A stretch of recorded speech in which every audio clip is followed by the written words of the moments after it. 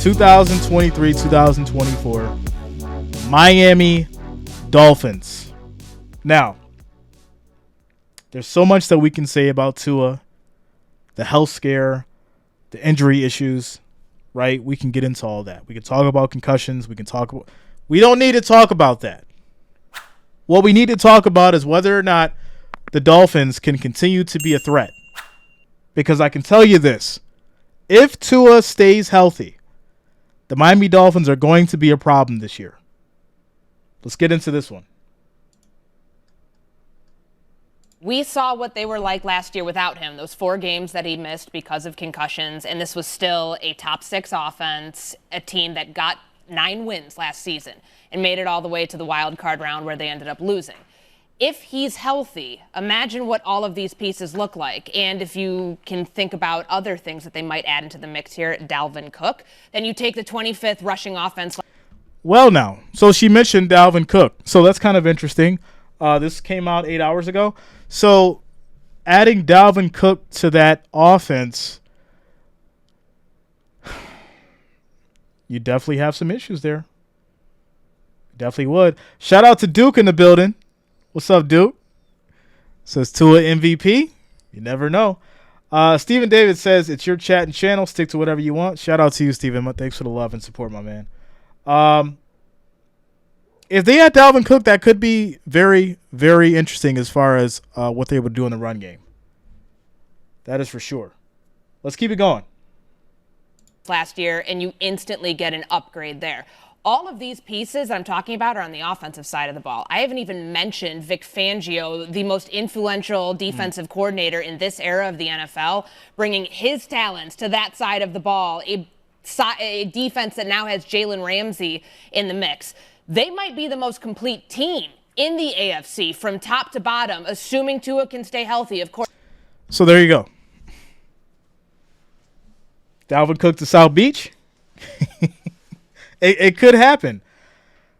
Once again, I feel like it goes back to the conversation we had even in regards to the Cowboys, right?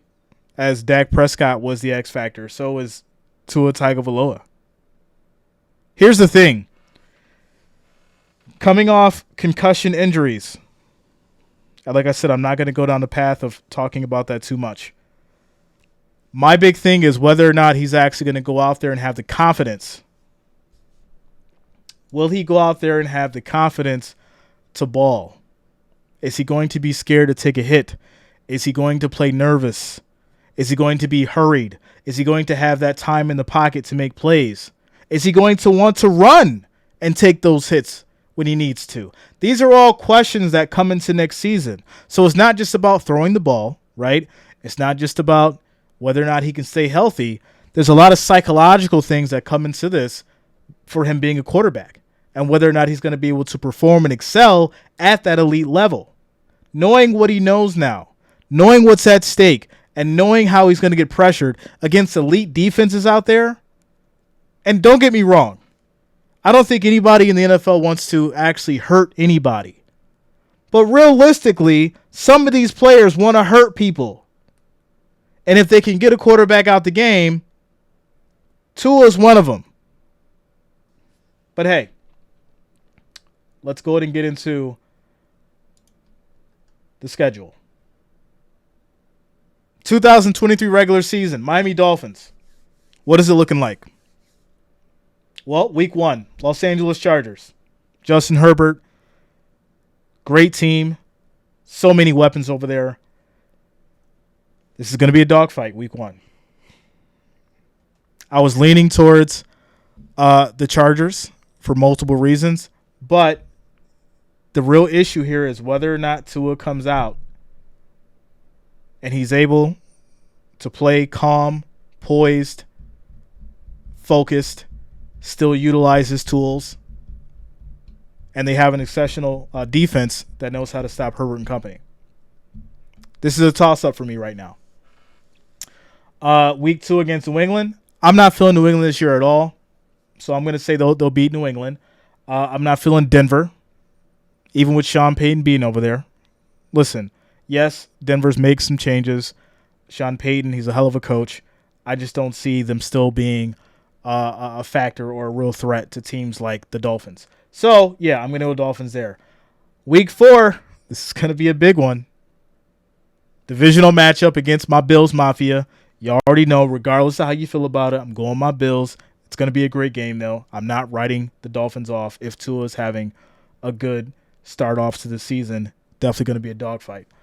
Against the Giants, week 5. This could easily be a Dolphins win. Panthers, yeah, definitely going to take the Dolphins there. Against the Eagles, this is going to be tough. Very, very tough. I may have to go with the Eagles on this one. I'll give them, of course, the Patriots again. Kansas City, hey, Super Bowl champions. I think they're going to take care of the Chiefs are going to take care of business. They've got a bye week on week 10. After that, it's going to be the Raiders. Week 11, they'll probably beat the Raiders. Week 12, another dogfight against Aaron Rodgers and company. That's going to be a toss-up for me as well. Week 13, against the Commanders. I don't think Sam Howell and those boys are doing anything, to be honest. But, hey, we know the Dolphins are going to take that one. Tennessee Titans, it's going to be another one that they probably take. Jets, like I said, up in the air about this game. Cowboys as well. It's really tough. It's really tough. I do feel like a lot. Obviously, my predictions are going to have to change after week 1. You guys know that.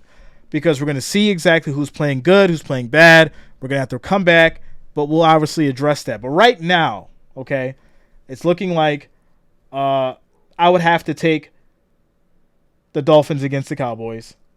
I'd have to go with them against, or I had to go with them against the Ravens, and then obviously my Bills Mafia again. So preseason is going to be start 8-11 against the Falcons, 8-19 against the Texans, and then 8-26 against the Jaguars.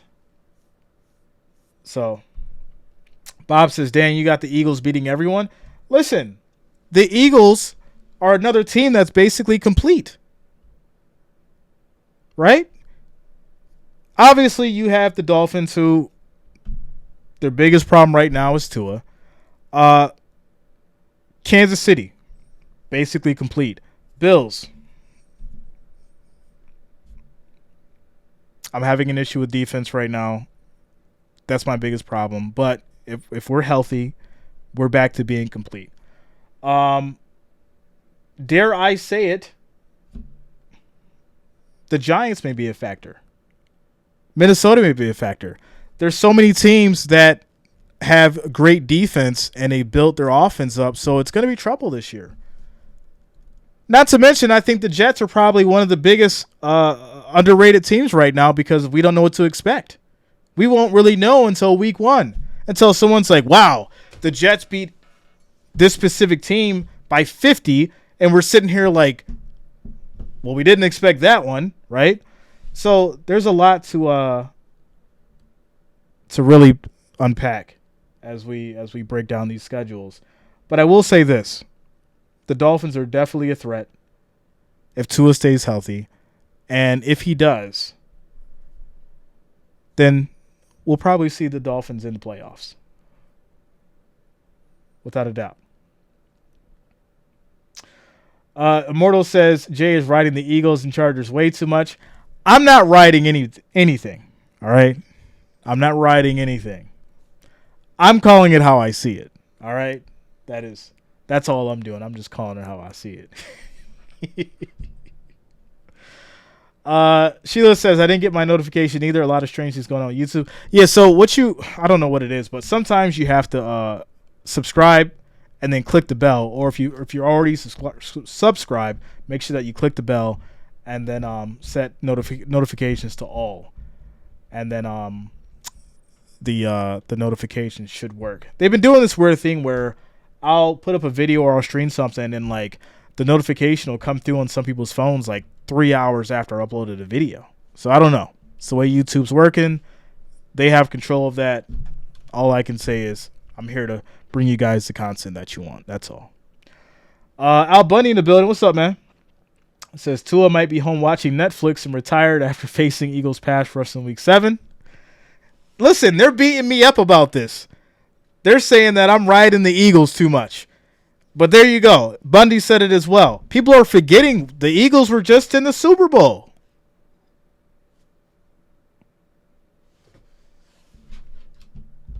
Why wouldn't I talk about the Eagles? They were just there. We can't talk about Kansas City and the Chiefs without mentioning the Eagles, right? It's the same thing. Just like I know Kansas City is going to make it to the playoffs. Eagles are going to make it to the playoffs. We know that. The real X factors here is whether or not Tua is going to stay healthy. Because if he does, and he gets all those things that we talked about under control, as far as being focused, not being nervous, not being scared to take a hit, actually being able to perform under pressure, then yes, your Dolphins team is ready to go, and they're an actual threat. And to be honest, I can't wait till we play him in week 4. Shout out to Bob says, just hoping you're wrong, Jay. Listen, I forgot what my I have to go back through it. But I had a really, really high, you guys remember, I had a really high prediction percentage last year. It was very high, especially during the postseason. I think I was,